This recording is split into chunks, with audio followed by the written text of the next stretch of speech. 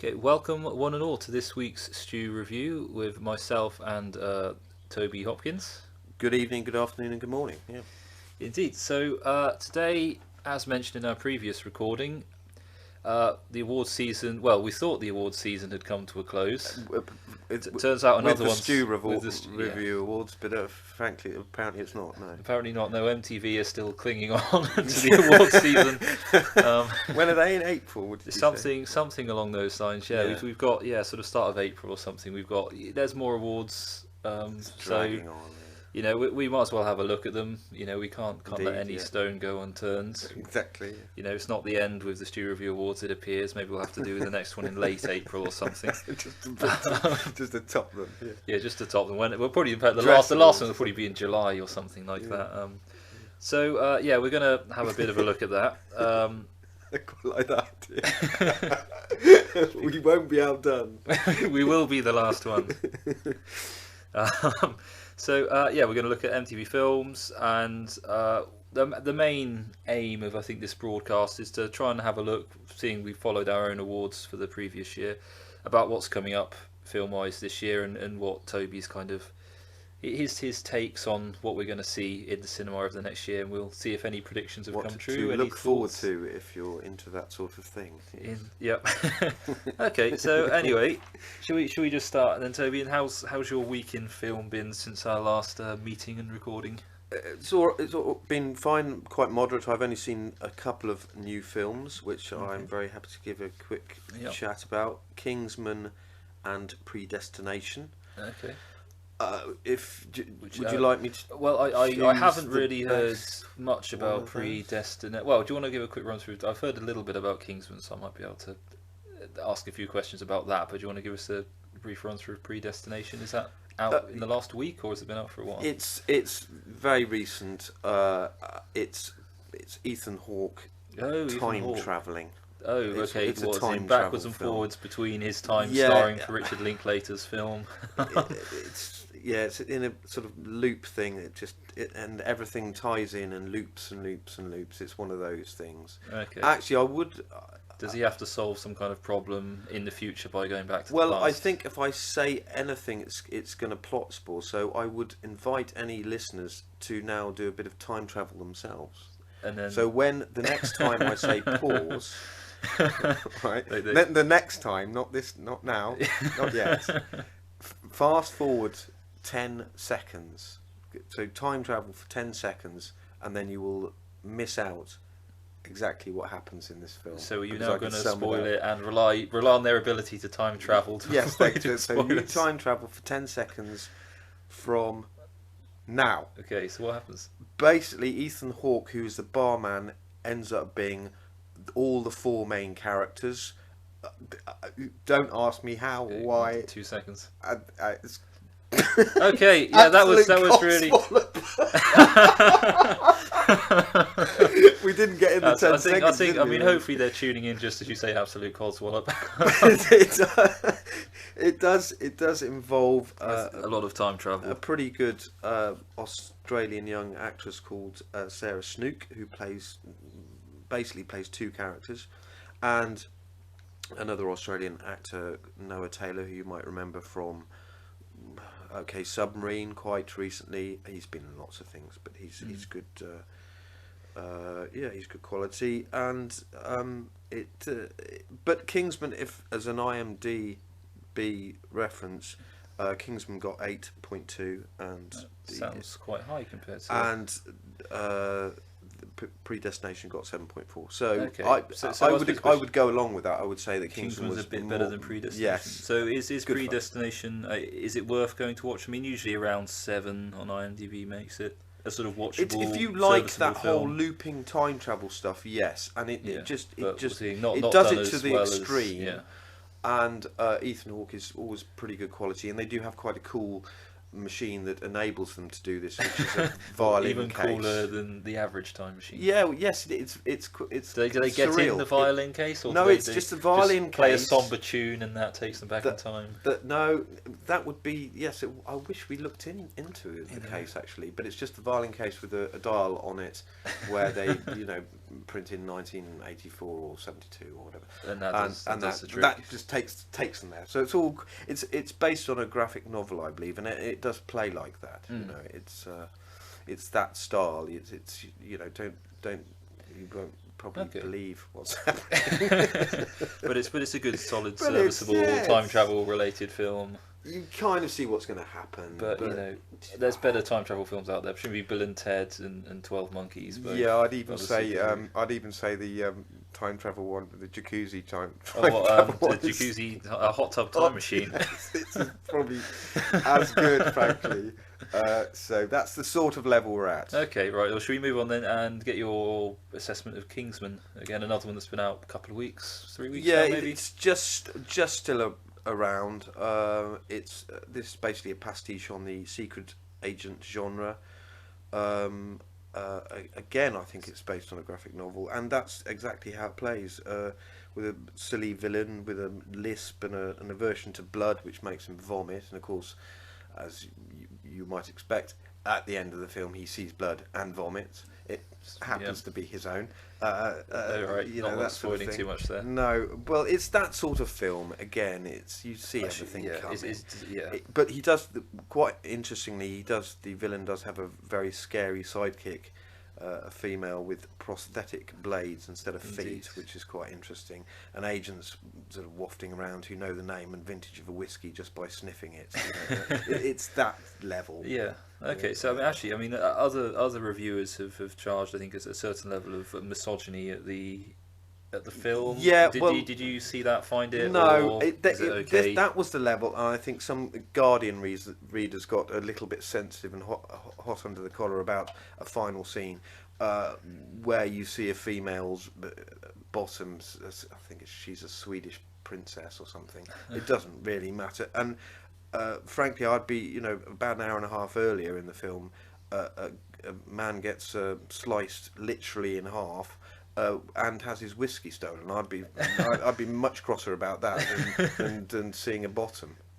So I don't know what they're getting in a stink about that. So no, it's all right. Okay, so again, film worth Colin watching. Firth, very good. Chav, sort of recruit in the centre, played by Taron Egerton, who's with some bottle, and he's pretty good value.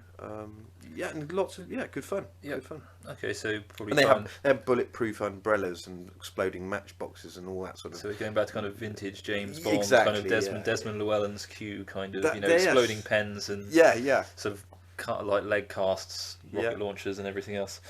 Yeah, sounds good. Okay, so let's move on to the main part of. And Mark Strong's in it as Oh, well. and- oh, He's Mark in every Strong other again. film, and he's in this. So And he does hopefully another you'll good get job. another appearance next in our Yeah. next review as well.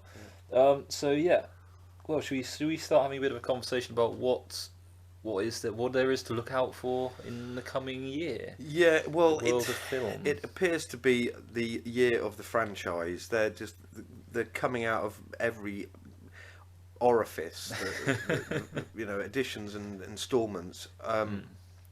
When seeing that, I was reminded of the time I went to, and stop me if I ramble. I reminded when I went on my 9th, I believe it's my 9th birthday. Went to see. It was in the days before I realised that I could actually choose what he did on my birthday. And my dad took us to see Carry On Sergeant at the Chipping Norton Theatre, which also screens films. I have to say it's an absolutely fab place. So if you're nearby, I'd check it out. And was it a fab film? It was 20 or 30 years after it had been made, Oh, right. and it's probably one of the most successful series. I do find the word franchise a bit sort of ugly. I think it refers more or less to money, and I know there has to be an imperative about making a film that they want to get their money back at least. Yeah. But in the old days, I think it was more likely to be called a series, and a Carry On series. There were hundreds of them. Well, at last count, it's 32. I haven't seen the last one. Highly variable quality. Yeah, I imagine. it started to get a bit dodgy around the late 70s, and Was this post Barbara Windsor. Or well, they made the last one in about 2011, and Really? I only in Actually, Sid research. James probably wasn't it? Well, He of course died a not. while. No, and it's called something like Carry On Limo Driver or something.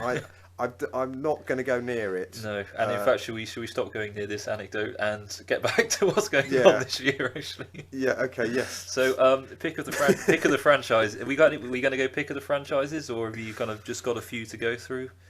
Well, there's some that I'm not going to go near. The Fantastic Four, Avengers, Transformers. I So, don't go near those sort of films. Big So if action that's hero explodey things. yeah, and- if that's your thing, good luck. It's not my thing. So, so- well, we can do the Transformers review because it's going to be made by Michael Bay. It's going to come out, and all the critics are going to go, it's loud, it's noisy, it's Exactly, stupid. It's too loud for me. They've basically got some guy, there's a few explosions, some fighting robots, a quite good looking woman, and in the end, the kind of good guys kind of win, and it all feels very hollow and pointless.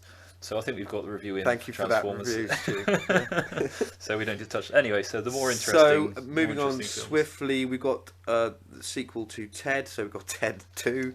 Very intelligently yeah, titled. I mean, Did I you pretty see much the first one? Yeah, I did. I'd pretty much forgotten about it. I mean, it's Yeah. it's a gimmick, and it was all right, I Yeah. suppose.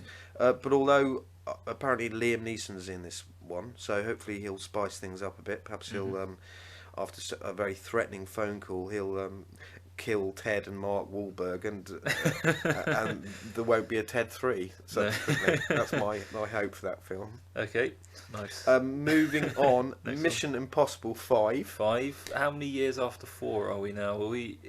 I mean, Well, what- I remember. I mean, I was quite young when the first ones came out. And it kind of feels like one of those franchises that someone just sort of keeps digging up every so often. Yeah, So- they're absolutely plugging on with it. This made me laugh because, as opposed to needing to write a note, if one Googles Carl Pilkington film idea 2, Yeah. you'll know why this made me laugh, and that's. I think we should just leave it at that. Okay, so you can leave the listeners to That'll do a little explain. bit of research to get the. So are we on to another franchise? Yeah, again? well, this is one that I'm actually one of the few that I'm actually looking forward to, which is Mad Max Fury Road. Okay. This is the 4th in the series So franchise, and is this is Mel- actually 30 years after the Yeah. 3rd one. And Was that Beyond the Was that the second one? That's Beyond the it, Thunder? yeah. Was it Beyond the Thunder? Then? yeah, that was the 3rd one. So this time round, Mel Gibson has been replaced by Some cyborg from the future. quite Tom Hardy. Okay, but and it's the same character. Is it set in the future or is it's it? the same apocalyptic future where cars, motorbikes, and petrol are all important, and there's outback and desert all around, Yeah. and psychotic people, and a few more innocent yeah, people have- that then get run over by the psychotic people. That's just basically how it goes. So have they upped the budget for this one? Because the original Mad Max was obviously regarded as a very successful essentially low budget. This is a good film. point, and for purposes of this review, I actually went back to see the original Mad Max from 1979, which, as you say, was made for $200,000, and kind of unbelievable. Just the vehicles alone, and half of them were destroyed, would have cost that. So, that's film stock and actors, Yeah. how they Good got value for money. Yeah, but basically. absolutely excellent, and it made something in the region of $100 million, and it comes 3rd in the most profit made list. Oh right, in relation to our original outlays. Yes, I think. yeah, and yeah. So do you know what they're throwing at this one instead now? I assume it's going to be a bit higher budget, or I is that don't research actually. we'll have to look into That's it later. research that I failed So- on. Well, they should may we not have guess? announced it. I mean, it hasn't come out yet, so they may not have announced the budget. But I'm going to presume it's going to be 150. quite big. Something like 150. Okay, if we remember this section in the future Yeah, when let's it see if comes out, I'm right. Yeah. I think yeah. As you know, I'm great on prediction. I think 150 is fair. I mean, we had American Sniper in at 60 million last year. It's probably going to get actually, it's more probably money a bit chucked less. at it. I reckon maybe 100. It will probably be 100 million. Yeah. But anyway, enough of us beating around the bush on that front. Well, I suppose the question is, are you interested in this because you think it actually might be a good film, or just interested to see what are they going to do with this franchise so many years after? Well, it's slightly bizarre because it's a world and a landscape that I certainly wouldn't want to live in, but for some reason it's fun to watch. Yeah. I think it's, and I did consider why, and I thought you wonder how you would how you would react in that, and I think unfortunately I'd be one of those people run over, or would I step up and be Mad Max, and get really sort of gritty. Yeah. Okay. So are we continuing on the franchise? Yeah, it's more and more. So what have we got next? We've got Hunger Games, which what number? Part 4. I thought the first 2 were quite good. Jennifer Lawrence is an excellent starlet, and but I got pretty bored by number 3, and I have to say, Are you expecting anything of Part 4? Apparently, it's. How many? Do you know how many parts there are? I mean, is this? That's like, it. This That's is the last be one, the it, finale, so there'll be some kind of big set piece. Yeah, and it justice might be will be worth had, watching. or whatever, however it works. Yeah, it might I'm be sure worth people watching, who've read but the novel are going to know what's going to happen anyway. Yeah, but I'm a little bit bored myself, but it's you'll be nice to probably see. watch it anyway, just to finish off the quadrology. Yeah, possibly, and yes. Okay, just leave it at that then. Yeah. Is there another one on the list? Yeah, we got several more. Okay. I'll just keep saying next every time we get to the end. Next, we got So next, Terminator 5. okay, Right. is Arnie still turning up? I don't know. They should have stopped after 2, really, because 2 was actually That was one of something the a all-time classic. It really was. Well, you had that great juxtaposition with like the original Terminator, which Yes, was quite low budget. I remember watching it later on. I think watched 1 and 2 when I was quite young, and then saw 2 again like a few years later, and I was like, that's still a really, really good film. And then saw 1 a year or so after that. Thought this, 1 is considerably lower budget than 2. Yeah, very was. much.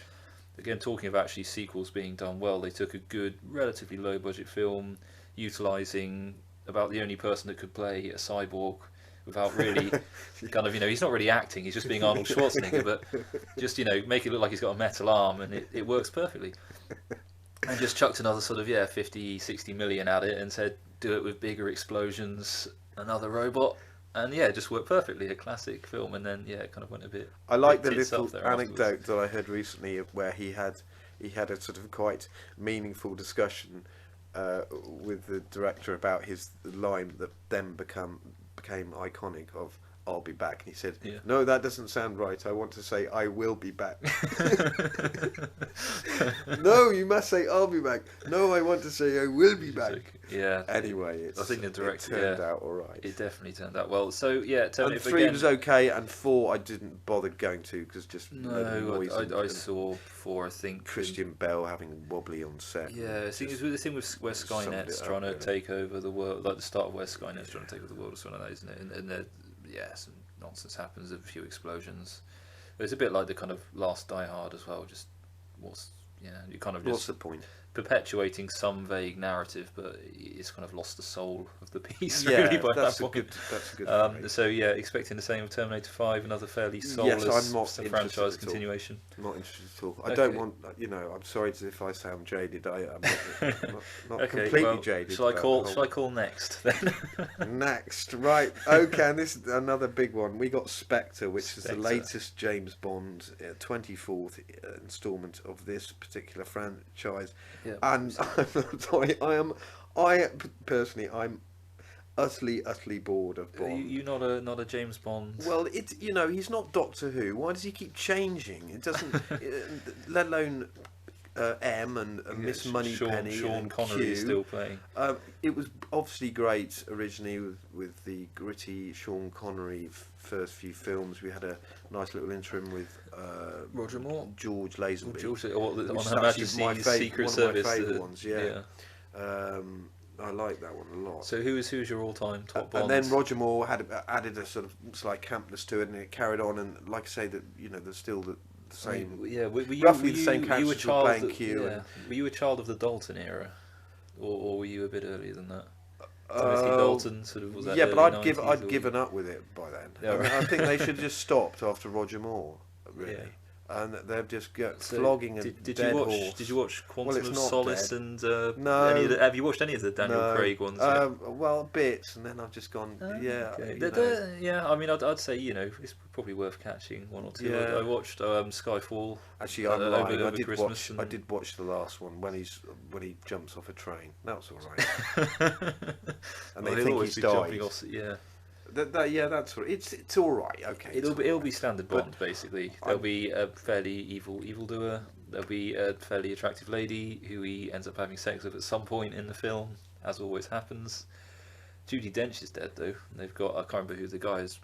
What, did she die She as a died, character? yeah, in Skyfall. I don't think I'm spoiling it now. It was years ago. I know Ray Fiennes is in the next one. Yeah, Ray Fiennes. I think he's taken over from. Yeah. Yeah, Judi Dench dies. That's one of the big Oh, right.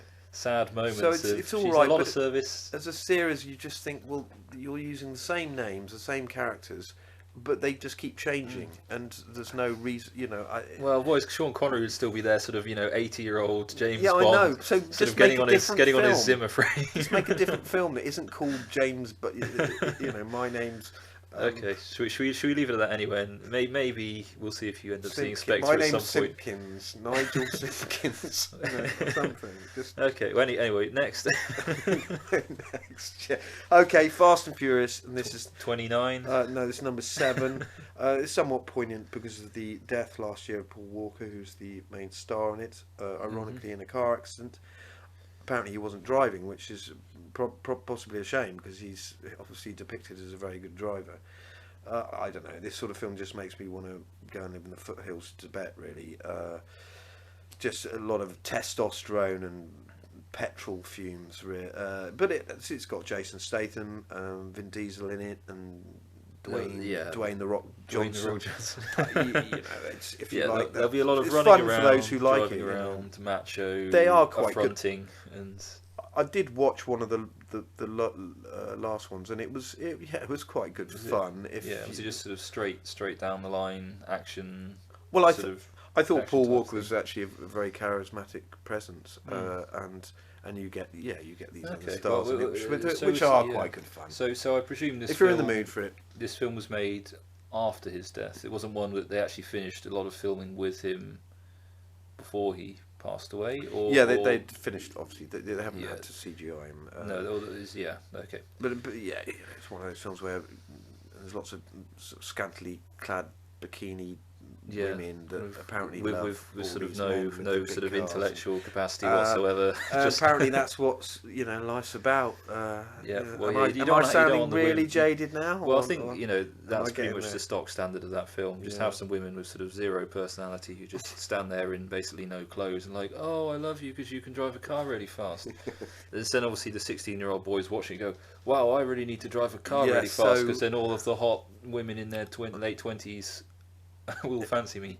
Yeah, it's basically what it's there to service. Yeah, is it a good message? So I don't think no. Next. Next. Okay, well, there's something we're getting into slightly lighter territory with the last two. We've got Jurassic World coming up. Is this a Jurassic Park? Is it? Well, it's Park, but obviously Jurassic Park was the first one. Yeah. Which has got even bigger and turned into a world. Oh right. I think it's the 4th or 5th. I'm not absolutely sure. I got up to 3, but they could have done a 4th, slightly rubbish one in between potentially. Yeah, 3 was alright actually. Was that the one where the T-Rex ends up in New York at the end somehow? I think so. I vaguely remember. Maybe it could have been 4. I don't know. There's a really bad. Somehow they take a T-Rex back to New York. Like, oh no, the T-Rex has escaped in New York. King Kong. What are the chances of that? He's like kind of in their swimming pool or something and eating people. Anyway, so what are your hopes for this one? Is it going to be recapturing the form of the earlier films? Who doesn't want to see a Tyrannosaurus Rex running around? And considering what were at the time quite advanced CGI, so I was amazed Jurassic Park, that was in '93. The effects will most likely be fantastic, and who doesn't want to see a T-Rex sort of eating and a few more stupid people, obviously the nice ones. And you always get the tense moments. I mean, one of the when I was younger, one of the great sort of tense moments of cinemas was in the first film when the velociraptors are like creeping around the kitchen and the kids are hiding. Yeah, the mini T-Rex. Yeah, I also and that was a lovely scene. That was sort of again as a sort of young person. That was. And don't worry, the nice characters will survive. It'll just be of course. Well, good will always win over evil. Yeah, and the poor big evil dinosaur will probably get made into dog food or something. But anyway, next and finally, Star Wars. Star Wars. Now this has to be one of the biggest franchises. after the Carry On films, of course. Just America's answer to the Carry On franchise. Yeah, they had to do something to try and top them, to try and top Kenneth Williams, Barbara Windsor's boobs, etc. And this is what they came up with. They did quite a good job. So we've got The Force Awakens. This is number 7. I'm a bit confused about this title. I thought The Force was always there. I don't know who came up with this title. You know, what was it doing? Was it asleep? So is this like a prequel? No, it's apparently set 30. No, it's apparently set 30 years after Return of the Jedi. Okay, so The Force Awakens after the Force has already been around. So perhaps the Force goes to sleep after the Jedi film. Yeah, it goes to bed. And then it wakes up. And again. it wakes up again Yeah, on the perhaps Force. that's it. On the Force. It So maybe all be explained. Yeah. So I suppose there's a few things we need to establish actually before we continue your comments. One, are you a Star Wars fan? Because obviously there's a lot of people who are die-hard Star Wars nutters who is going to be... Are you? Do you actually care much about the franchise? Or at least should we go the originals? I mean, I think... Not in a train spotty way at all, but I did... I was thinking, and I was very young at the time, but I think I went to see it at the cinema, the first one. And it was quite a spectacle and an event at the time. And it's a fab film. And I enjoyed the next two subsequently. Yeah. As you know, the next 3 after that have been a little bit They rubbish. were pretty well. I mean, they had one of the worst cinema characters. Yeah. Jar Jar Binks, Yeah, quite possibly God. one of the worst characters ever to grace Yeah, a film. that I just sort of gave up. So I mean, to be honest, if you know, The Force Awakens just basically involves Jar Jar Binks getting his head chopped off in 30 seconds. I mean, that's really by Warwick Davis. By Warwick Davis. Warwick Davis apparently is back in this last one, which that's what makes me hopefulish about this film. So I mean, if that happens at the start, basically the fans will be happy. Yeah. I mean, the Warwick rest of Davis it might be a bit rubbish. Just chops off Jar Jar Binks' head, and Disney is saying, you know, people of Star Wars world, we have heard you. This character is now no more. Cheering in the aisles. Exactly. There'll be a round of applause. You can probably just put the credits up at that point then, and everyone will go home happy. And I want to know if he's going to be in his Ewok outfit. Will he do it in his Ewok outfit? Or do you reckon they'll Because have him as he was only a 11 when he played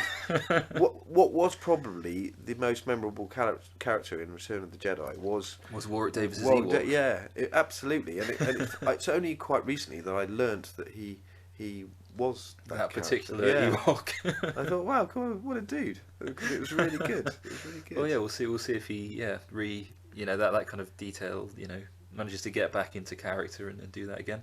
Yeah, so it'll be interesting. So shall I call next or not again, or well, that's out in December, so that's the last of the list of the franchises. So should we quickly ask, out of those franchises, which one are you most looking forward to?